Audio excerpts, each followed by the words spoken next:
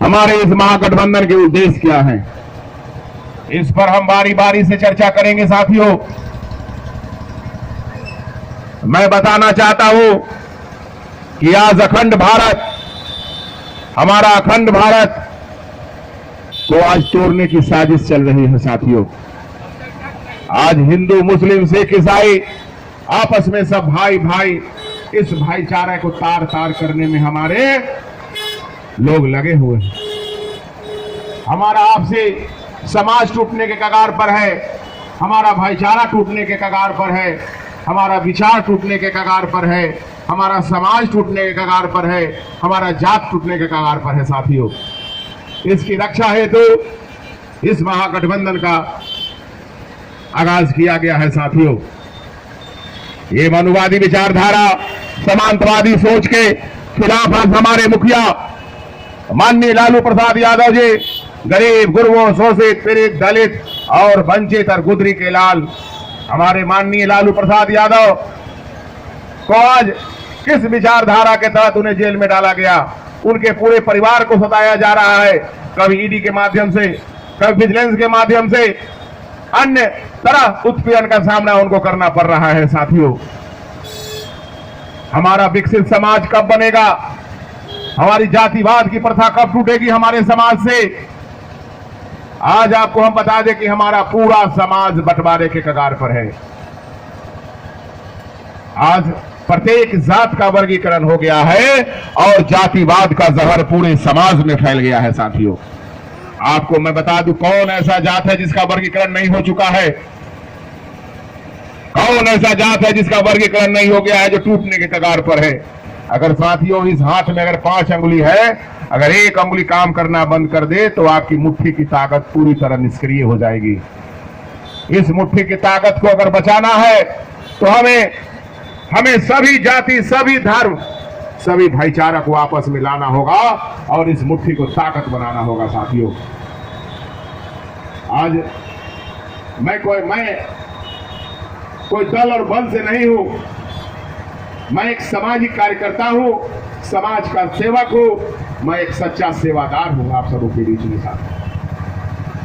अगर दुख के मुसीबत में अगर आपका बेटा नहीं, आपका भाई नहीं है और आप भूख से तड़प रहे हैं, पानी से तड़प रहे हैं, इलाज के लिए तड़प रहे हैं, अगर मैं आपको वहां पर जाकर खड़ा होकर ये सब काम करता हूं तो मुझे बेटा का दर्जा मिलना चाहिए, ना कि उसे मिलना चाहिए।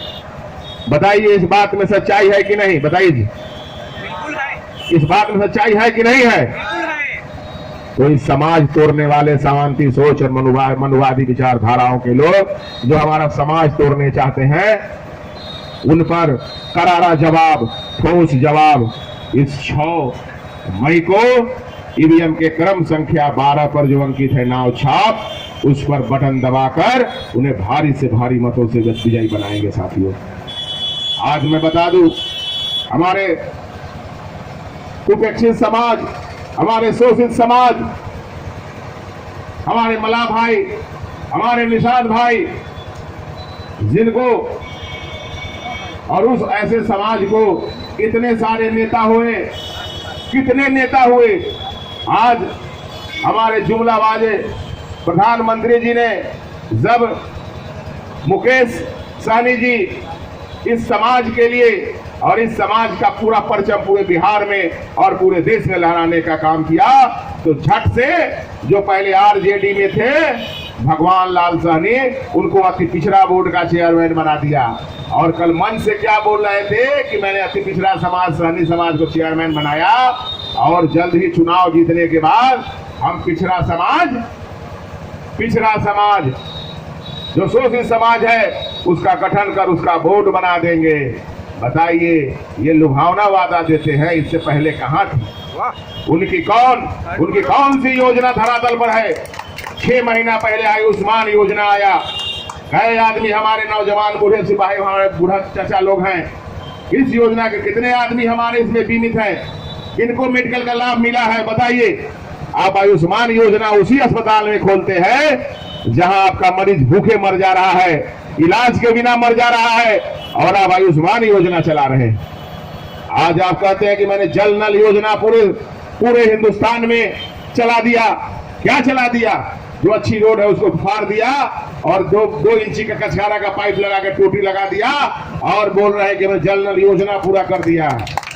अरे आज 70 साल का जो जर्जर पाइप है, अरे उसको तो कम से कम बना देते।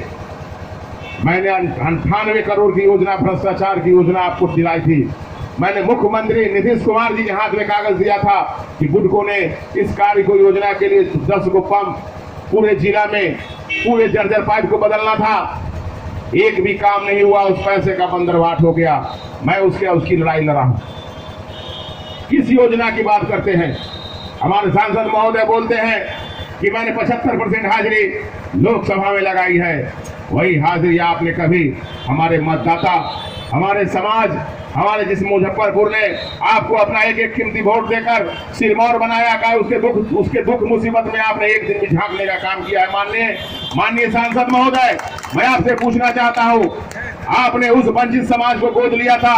आपको माधवराय प्रखंड के जजुआर गांव में, मेरा प्रखंड वो प्रखंड जजुआर प्रखंड पड़ता है, जिसको आपने गोद लिया था। आज वो गोद में बच्चे की तरह रो भी रहा है। उसको न दूध मिल रहा है, न सेरेलैक मिल रहा है, न पानी मिल रहा है, और वो वंचित समाज तड़प रहा है, आपको कोस रहा है। आप एक भी चचरी पुल, पूरा चचरी पुल जो पड़ा हुआ है, उसके लिए आपको इतना सामना करना पड़ा, वहां से आपको भागना पड़ा, वहां से लोग आपको हटाने का काम किए।